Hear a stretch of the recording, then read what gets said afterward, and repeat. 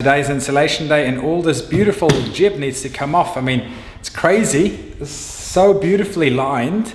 It's a shame we have to demolish it.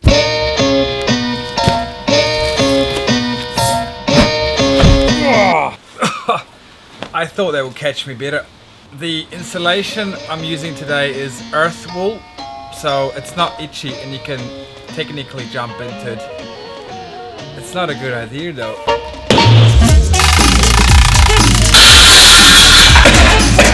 And this is how you put a picture on the wall without a nail. I wasn't able to find a lot of information on garage conversion online. That's what motivated me to create this video series about converting my garage step by step. It took a long time to make this video, so if you get value out of this, I'd appreciate it if you give it a like. A good tip I learned on YouTube is that you have to make a cut at the top here where the ceiling is with a knife, so that when you smash the old jib away it doesn't actually rip the jib ceiling off.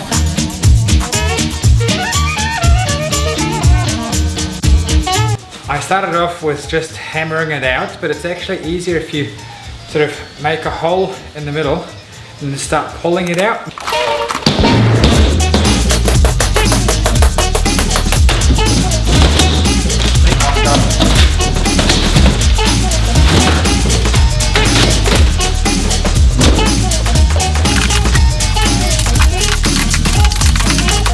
It just feels so weird smashing your own house. It's just crazy. So I've taken most of the plasterboard off. Now the hard part is these edges up here, and I'll have to remove every single nail here. There's tons here in the corner. That's just going to take longer than even just ripping off the jib, I think so. But yeah, it's definitely a lot for my office hands. I'm starting to feel my grip. I'm not used to that. I'm used to this.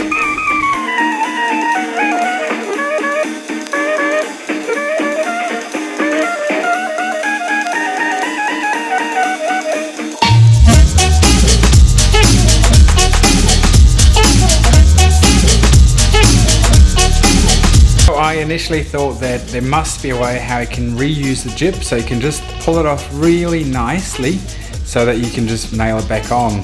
Well, looks to be impossible.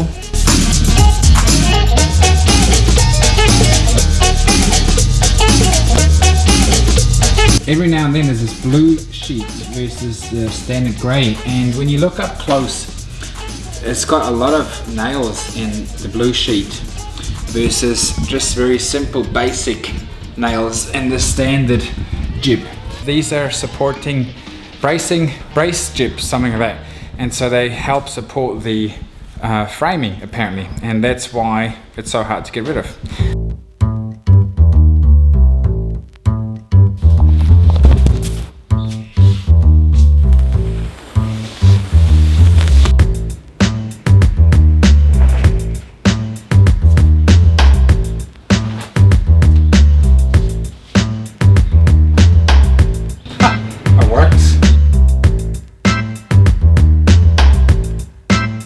If you're planning to do your own insulation, the tools you need for the job are a sharp knife, a tape measure, and a mask. And you might want to consider a full bodysuit because most installations are quite itchy. The one I'm using here, this is earthwool and it's not itchy at all. That's why I went for that one. I started off winging it and cutting the bats by eye, but I quickly realized that I started having some gaps. For every 1 mil gap you'll lose 3% efficiency, and that's why I started measuring each cube. It took a bit longer, but it ensured a perfect fit, and it's really important you get your dimensions right to get the best results when insulating your walls. Now there are obviously a lot of different ways how you can choose a tape measure, but I prefer this method.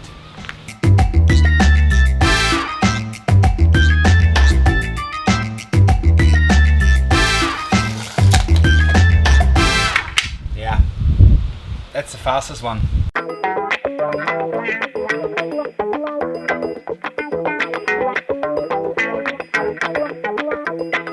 So, doing your own insulation is actually quite easy. All you have to do is cut the panels and insert them. But there are a few rules you need to know. The first thing you need to know is you need to use a sharp knife. It will make your life a lot easier.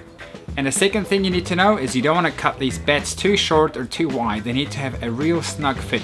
So let me show you what it shouldn't look like. The first thing you want to avoid is leaving too big of a gap between the wood and the insulation. The second thing is that you have a lot of offcuts, so it's quite tempting to sort of put them together and put them into a cube, but you're not allowed to use more than 2 in one cube. This is a bit of an extreme example, but the batten needs to be really flat and not curved.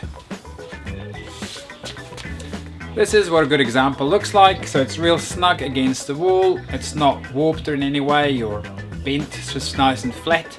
And there's no gaps anywhere. So that looks good.